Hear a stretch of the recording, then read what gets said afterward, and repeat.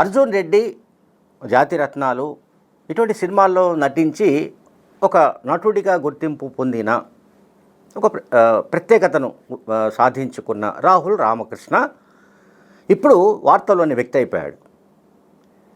తనకు తానే వార్తల్లోని వ్యక్తిగా మారిపోయాడు. ఆయన దసరా పండుగ రోజు అసలు ఆయన వరుస ట్వీట్లు ఏవైతే చేశాడో ఎక్స్లో ఆయన ఖాతాలో ఆ ట్వీట్లు చూస్తుంటే మనందరికీ కూడా ఆయన మానసిక పరిస్థితి పట్ల కొద్దిగా ఆవేదన కలుగుతుంది సహజంగానే. ఆయన చెప్పింది అంటే దీంట్లో రాజకీయ పరమైన ట్వీట్లు ఉన్నాయి, సినీ రంగానికి సంబంధించిన ట్వీట్లు ఉన్నాయి, తన వ్యక్తిగతమైన విషయాలకు సంబంధించిన ట్వీట్లు కూడా ఉన్నాయి. మొదటిది హైదరాబాద్ సిటీ మళ్ళీ మునిగింది, హామీలన్నీ విఫలమైపోయాయి. ఈ పరిస్థితులన్నీ చక్కదిద్దడానికి కేసీఆర్ మళ్ళీ ముఖ్యమంత్రి కావాలి, కేసీఆర్ మళ్ళీ రావాలి అని జనం కోరుకుంటున్నారని ట్వీట్ చేశాడు. సరే, అక్కడి వరకు ట్వీట్ చేసి వదిలేస్తే అయిపోయేది. సరే, ఆయనకు బీఆర్ఎస్ పట్ల అభిమానం ఉండొచ్చు, కేసీఆర్ పట్ల కేటీఆర్ పట్ల అభిమానం ఉండొచ్చు, కేసీఆర్ మళ్ళీ ముఖ్యమంత్రి కావాలని ఆకాంక్ష ఉండొచ్చు, మనకెవరికి అభ్యంతరం లేదు. అదే ఆయన వ్యక్తిగత అభిప్రాయం. నెక్స్ట్ ట్వీట్లో ఏం చేశాడంటే అసలు మహాత్మా గాంధీ సాధువే కాదు, మహాత్మా గాంధీని పట్టుకొని ఆయన ఎట్లా ట్వీట్ చేశాడంటే అతను అసలు మహాత్ముడే కాదని ట్వీట్ చేశాడు. ఈ ట్వీట్ బహుశా ఆర్ఎస్ఎస్, బజరంగ్ దళ్, లేకపోతే బీజేపీ శ్రేణులు, లేకపోతే ఇతర విశ్వ హిందూ పరిషత్ ఇటువంటి సంస్థలకు వాళ్ళు చంకలు గుద్దుకునే వ్యవహారం లాగా ఉంది, బాగానే ఉంది అది. ఎందుకంటే ఆ సెక్షన్స్ అన్నీ కూడా గాంధీని మహాత్ముడని ఒప్పుకోవడానికి సిద్ధంగా లేవు. నేను చెప్పిన సంస్థలన్నీ కూడా బీజేపీ అనుబంధ సంస్థలు అనండి, ఇంకొకటి అనండి, ఆర్గాన్స్ ఏవైతే ఉన్నాయో ఆర్ఎస్ఎస్ ఆర్గాన్స్, ఇవన్నీ కూడా వాళ్ళు మహాత్మా గాంధీని హత్య చేసిన నాథూరామ్ గాడ్సేను మహాత్ముడు అంటారు తప్ప గాంధీని మహాత్ముడని ఒప్పుకోవడానికి వాళ్ళు ఇష్టపడరు, చాలామంది ఇష్టపడరు. సరే, అదొక యాంగిల్. అండ్ నెక్స్ట్ ట్వీట్లో ఆయన మళ్ళీ ఏం చెప్తున్నాడు, నేను భయంకరమైన పరిస్థితిని ఎదుర్కొంటున్నాను, అదేంటో తెలియదు, నన్ను చంపేయండి, ఇప్పటికే నేను విసిగిపోయాను, బోలెడంతా అలసిపోయాను, ప్రపంచంలోని జనమంతా జీవించడానికి సంబంధించిన స్వేచ్ఛగా జీవించడానికి సరైన పరిస్థితులు ఉండాలంటున్నాడు. ప్రజల్ని అంటే ఒకరిని మరొకరు ప్రేమించడానికి అట్లాగే ద్వేషం లేని ఒక మార్గాన్ని నేను కోరుకుంటున్నా అన్నాడు. ఇక్కడ దీంట్లో కూడా ఏదో తేడా కనిపిస్తోంది. నన్ను చంపేయండి అంటున్నాడు, ఎందుకో తెలియదు. తాను విసిగిపోయాను అంటున్నాడు, అలసిపోయాను అంటున్నాడు, అట్లాగే ఈ ప్రపంచంలో జనమంతా మారాలంటున్నాడు. ఇది మళ్ళీ వైరాగ్యానికి సంబంధించిన యాంగిల్. ఒకటేమో పొలిటికల్ యాంగిల్, నేను చెప్పాను ఇంతకుముందే. రెండోదేమో ఆర్ఎస్ఎస్ యాంగిల్, అంటే గాంధీని ద్వేషించడం. మూడో పాయింట్ వచ్చేసి ఇతనికి సంబంధించి, అంటే తాను బతకలేకపోతున్నాను అనో, తన జీవితం దుర్భరమైందనో మెసేజ్ వచ్చే విధమైన ట్వీట్ చేశాడు. సరే, రాహుల్ రామకృష్ణ చేసిన ఈ ట్వీట్లు, వరుస ట్వీట్లు ఏవైతే ఉన్నాయో ఇవి క్షణాల్లో వైరల్ అయిపోయాయి. లక్షలు కోట్ల మంది వైరల్ చేసి పారేశారు. ఎందుకంటే దీంట్లో చాలా మసాలా ఉంది. మామూలుగా దసరా పండుగ అంటే మనందరికీ తెలుసు, చుక్క ముక్క అని మాట్లాడుతూ ఉంటాం. చుక్క ముక్కతో పాటు ఈ రాహుల్ రామకృష్ణ చేసిన ట్వీట్లు కూడా మరింత డోస్ పెంచినట్టుగా కనిపిస్తోంది.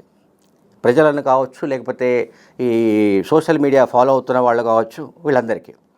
అండ్ ఇంకొకటి నేను ఈయనకు సంబంధించి రాహుల్ రామకృష్ణ గురించి చెప్పదలుచుకుంటే 2020లో అంటే 5 ఏళ్ల క్రితం ఆయన ఒక సందర్భంగా ఆయన మాట్లాడుతూ ఆయన ఆ ట్వీట్లోనే అది కూడా ఆయన ఏం చెప్పాడంటే, ఎవరు ఈ రాహుల్ రామకృష్ణ, నాకు బాల్యంలో నన్ను రేప్ చేశారు, నా చిన్నతనంలో నేను స్కూల్లో చదువుతున్నప్పుడు నాపై అత్యాచారం జరిగిందని చెప్పాడు.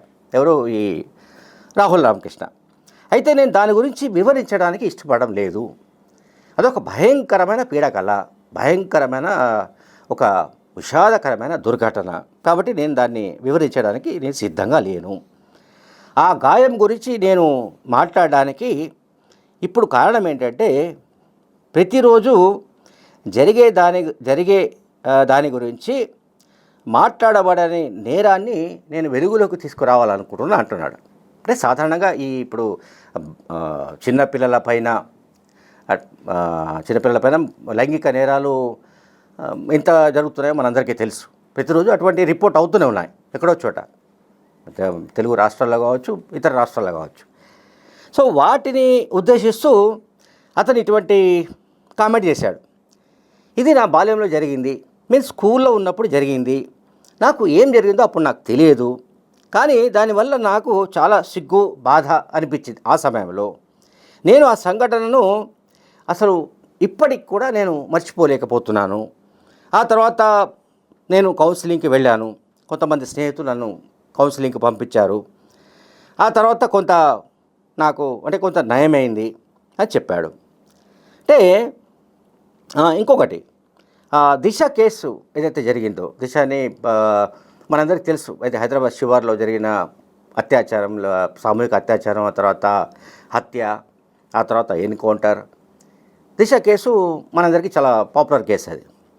ఆ కేసు గురించి కూడా ప్రస్తావిస్తూ అప్పుడు 2020లో నేను చెప్పి 5 ఏళ్ల క్రితం దిశ కేసు వార్తలోకి వచ్చినప్పటి నుంచి దాని జ్ఞాపకం ఇటీవల నా మనసులోకి వచ్చిందని చెప్పాడు.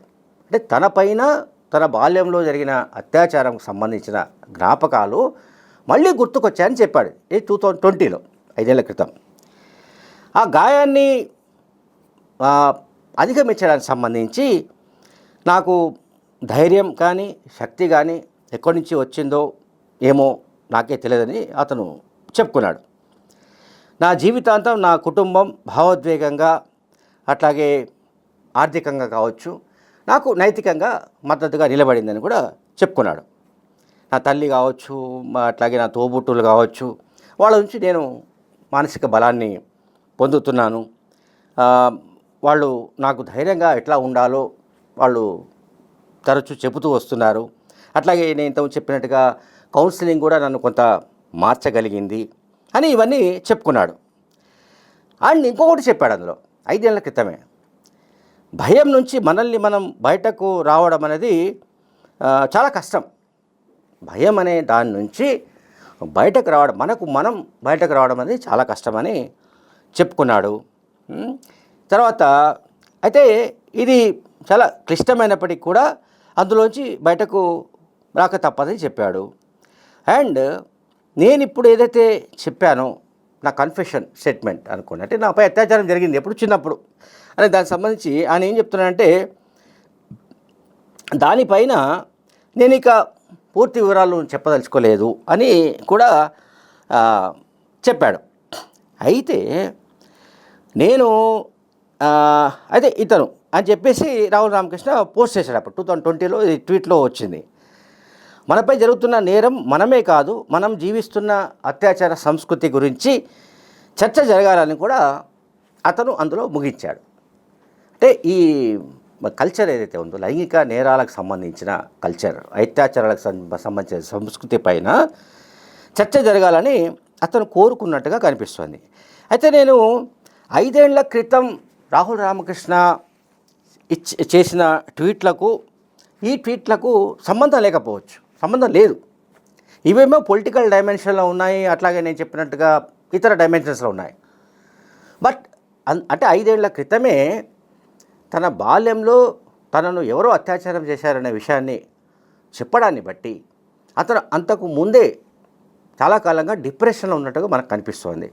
అతను కౌన్సిలింగ్ కూడా వెళ్ళినట్టు ఒప్పుకున్నాడు కనుక బహుశా ఆ డిప్రెషన్ మళ్ళీ వచ్చిందేమోనని మనకు అనిపిస్తోంది.